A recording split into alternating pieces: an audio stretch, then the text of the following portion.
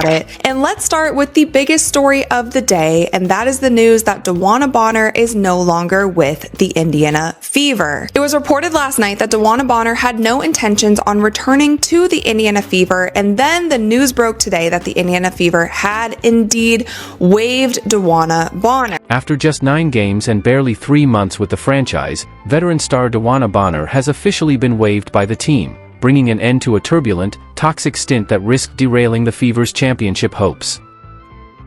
I think she played bad on purpose. She plummeted her stock to the point where it's not like we could trade her. It's official. It is official, y'all.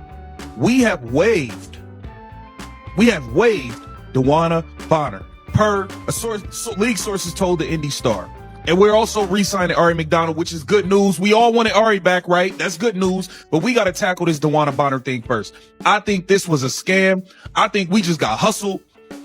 And I think the fix was in on this from the beginning. From the beginning, bruh. The writing was on the wall from day one. What began as Indiana's marquee free agent signing quickly unraveled into a cautionary tale of ego, unmet expectations, and the volatile chemistry that surfaces when veteran stars refuse to adapt in a league that's leaving them behind.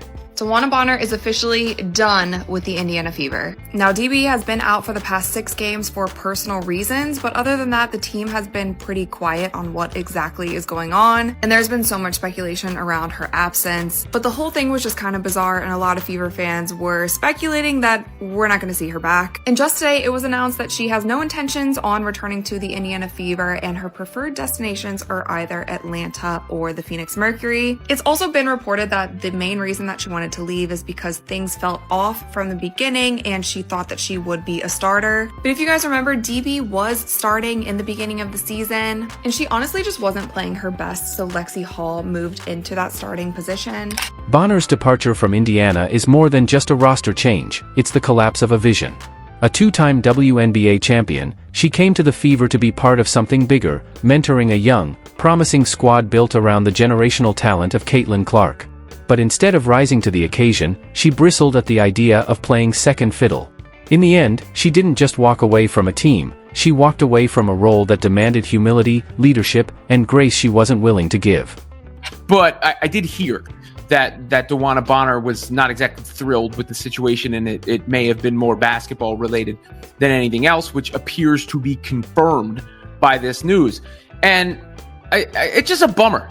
Let's call it a Dewanna Bonner bummer, because she didn't live up to the expectations for the team. Obviously, the situation didn't live up to her expectations. It creates more of a mess for the players who are still there. The coach who she coached before now has to deal with it. The franchise is left holding the salary cap space that Bonner eats up. And, they have to adjust on the fly because the roster now needs to be improved. The controversy ignited almost as soon as Bonner landed in Indianapolis. Brought in as a veteran leader with championship pedigree and a high basketball IQ, she was expected to anchor the Fever with her experience. But after just 3 starts, coach Stephanie White benched her in favor of Lexi Hull, a move that clearly didn't sit well with the 37-year-old, setting the stage for tension that never truly eased. Fit with the rotations of the team. She's upset that Lexi Hall took her spot. That's the truth. Little blonde girl from next door took her spot. That's what it was. Well, Lexi Hall is a good basketball player. I think she earned that spot, in my opinion, and she's shooting very well from the 3. She's an excellent 3-point shooter this season. She's a sniper this season. And she hustles, she gets rebounds, she gets steals. She puts her heart out every single game. What followed was a string of behavior that can only be described as unprofessional. Bonner began missing games, officially chalked up to personal reasons by the team, but sources close to the situation told a different story. This wasn't about family emergencies or health concerns. This was about a veteran unwilling to return after her role was reduced, a player who checked out the moment the spotlight shifted. So the interesting part of all this was the personal reason stuff was a smokescreen. It was a cover-up. The timeline behind all this was Dewanna Bonner actually requested a trade. So trade requests are common. Well, if she requested a trade from me, that takes her out of the quitting portion. I think what happened is her salary was so exorbitant that they could not find the right combo of value in the teams that could match the players to make those numbers match. And it only being, 14 games into the season, there's not a lot of sample size of effectiveness, and I think it made the player evaluations kind of difficult for teams around the league. If you're enjoying this, don't forget to subscribe, because the numbers alone tell the story of Bonner's fading impact and rising frustration.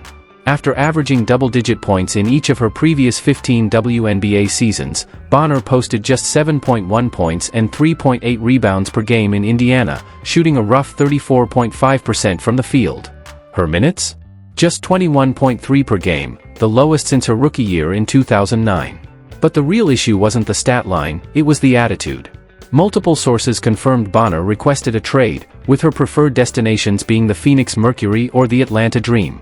The latter, notably, includes Brittany Griner, raising serious questions about the kind of locker room environment certain veterans may be trying to construct around Caitlin Clark.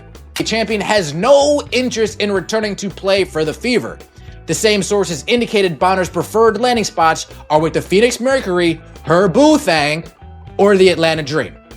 Bonner's agent, Mike Kund, had no comment regarding his client's standing with the Fever. No comment is a comment. No explanation is an explanation. If we were trying to get back, we would have said, we're trying to get back. We're trying to work some things out behind the scenes so both parties are satisfied moving forward. We don't even get that. That speaks volume. Brittany Griner's potential presence in Atlanta adds a deeply troubling layer to this already volatile situation. The 6 feet 9 inches center has become one of the most controversial figures in women's basketball, especially in her interactions with Caitlin Clark. Throughout their matchups, Griner has displayed a pattern of overly physical play, including elevated screens and repeated contact that analysts have labeled as clear targeting. Game breakdowns reveal that her foul rate in contests involving Clark far exceeds her season average, raising serious concerns about whether this is poor officiating or something more intentional. Now, with Dewanna Bonner reportedly eyeing Atlanta as a trade destination, the WNBA could be looking at 2 veteran players, both with documented friction toward Clark, joining forces on the same roster. For a league already under fire for its handling of controversies involving its brightest star, this development is as dangerous as it is revealing. I'm an athlete competing at the highest level. I'm a perfectionist, and you want to be really good every single night. And, when you're not, that can frustrate you. But I think it's just reminding yourself of why you play this game and, how much fun you've had doing it over the course of, however many years it's been since you were a little kid. So I don't think that's changed at all. That's the reason I still play. And, this is what I've always dreamed of. So, for me, it's just fun, and it's just a game at the end of the day. And you hope Caitlin Clark can keep that energy the rest of the season. I think everybody wants to see that from her. But obviously, stuff like this gets to a team as well. Now, the question is, where do the Fever go from here? The timing of Bonner's exit speaks volumes. Despite early season struggles, the Fever had started to hit their stride, especially following Caitlin Clark's return from injury. Their 94-86 win over the Seattle Storm on June 24th, played without Bonner, showcased what this team is truly capable of when freed from locker room toxicity. Clark scored just 6 points, but her leadership and vision were undeniable, racking up 9 assists, 3 steals, and setting the tone for a cohesive, energized squad. Without the shadow of Bonner's presence, the team flourished. Aaliyah Boston dropped a career-high 31 points, Kelsey Mitchell added 26, and Lexi Hull chipped in 15. The message was clear: this is a team that performs better without drama dragging it down. Obviously, there were reports today that DB doesn't intend to return to the team. Just what conversations have you had with her and with the front office about that? Yeah, I had a lot of conversations recently. Really focused on the group that we have right here, and what we need to do to position ourselves to win. So I'm here with who's going to be here with me, who's going to be in the trenches with me. Because Dewanna Bonner kind of quit. I don't know if there's a better word for it. She kind of quit. The contrast was impossible to ignore. Without Bonner's disruptive presence, the Fever looked like a transformed team, cohesive, focused, and finally executing at a high level.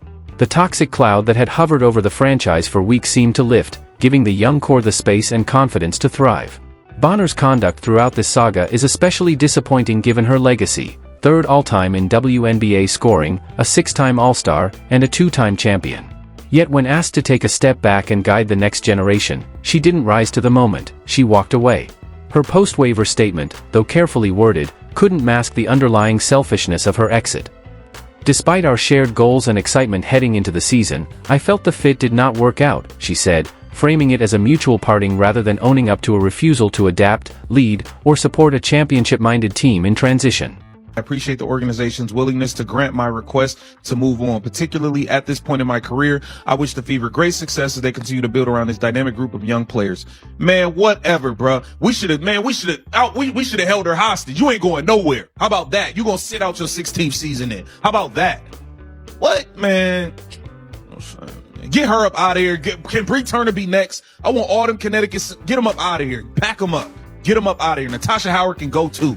But the reality is far simpler than Bonner's carefully worded exit suggests. She couldn't handle that Caitlin Clark was the new face of the franchise. Instead of stepping into the role of veteran mentor and steady contributor, Bonner wanted to be the queen, the focal point, the headline name, the one soaking up the spotlight. Clark's rise has been nothing short of historic. Far from just a rookie sensation, she's become a legitimate MVP candidate in her debut season. She currently leads All-Star fan voting with over 515,000 votes, a testament to the unprecedented bond she's built with basketball fans. Her impact goes well beyond stats. Clark has turned the Fever from perennial bottom feeders into real playoff contenders. The numbers speak volumes. She's averaging 19.9 points and 8.7 assists per game, both career highs, while elevating the play of everyone around her. But perhaps more importantly, she's revolutionized the visibility of women's basketball. Games featuring Clark consistently outperform others in both TV ratings and attendance, bringing in a whole new generation of fans. She's not just playing the game, she's changing it. And that's something some veterans, like Bonner, clearly struggled to accept.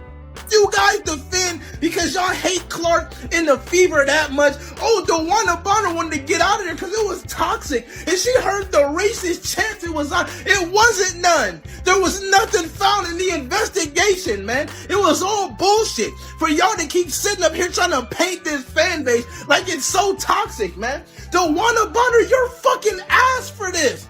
No respect. All respect lost, man.